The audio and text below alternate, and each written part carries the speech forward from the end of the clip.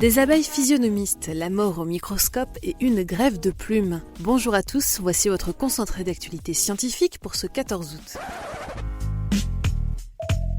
La différence entre l'homme des cavernes et nous, c'est le résultat de la science. Et ce n'est pas une opinion, c'est de la science.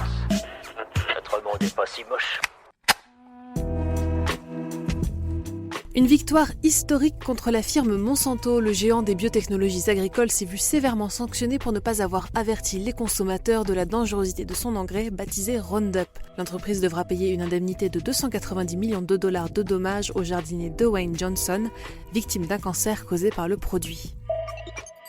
Lancement réussi pour la sonde Parker, l'engin spatial destiné à l'étude du Soleil a quitté son pas de tir de Cap Canaveral samedi dernier pour s'envoler vers l'étoile la plus brillante du ciel terrestre. Durant sa mission de 7 ans, l'appareil collectera de précieuses données sur l'astre si toutefois son bouclier la protège de sa chaleur et des dangereuses radiations. Les abeilles sont-elles capables de reconnaître notre visage ? Il semblerait que oui.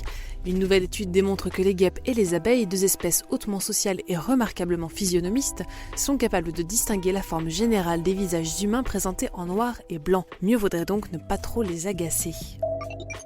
Les chercheurs viennent de mesurer la vitesse de la mort cellulaire. Le terme d'apoptose décrit le phénomène par lequel une cellule se meurt de façon programmée. Pour la première fois, les biologistes ont pu observer la mort s'immiscer progressivement dans la cellule, micromètre par micromètre.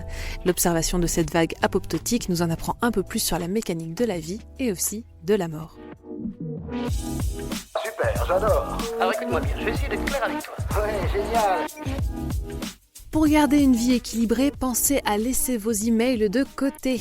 Un nouveau rapport démontre que les relations personnelles et la vie domestique des personnes vérifiant en permanence leurs messages pouvaient pâtir de cette mauvaise habitude. Facteur de stress et jouant un rôle négatif pour la santé de l'utilisateur, il semblerait qu'elle touche bien plus de monde que ce dernier seul.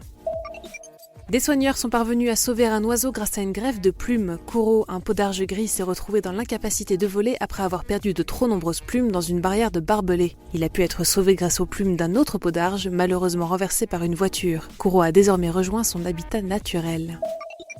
Si vous vous en prenez à vos collègues, pensez donc à leurs enfants. Une nouvelle étude a démontré que les femmes victimes d'incivilité au bureau étaient susceptibles de faire preuve d'une attitude plus stricte, voire autoritaire avec leurs enfants, avec de possibles répercussions négatives sur ces derniers. Et enfin, pour terminer, un nouveau type de moustiquaire fait avancer la marche contre le paludisme. Grâce à un nouveau cocktail chimique, ce dispositif a permis la réduction de 12% de nouveaux cas de paludisme. Les enfants, pour leur part, avaient 50% de chances en moins de souffrir d'anémie causée par le paludisme, une source majeure de mortalité chez les bébés de moins de 2 ans. C'est tout pour aujourd'hui, nous vous disons à demain pour un nouveau concentré d'actualité scientifique. Voilà. Il ne reste plus qu'à vous remercier de votre attention. Au revoir.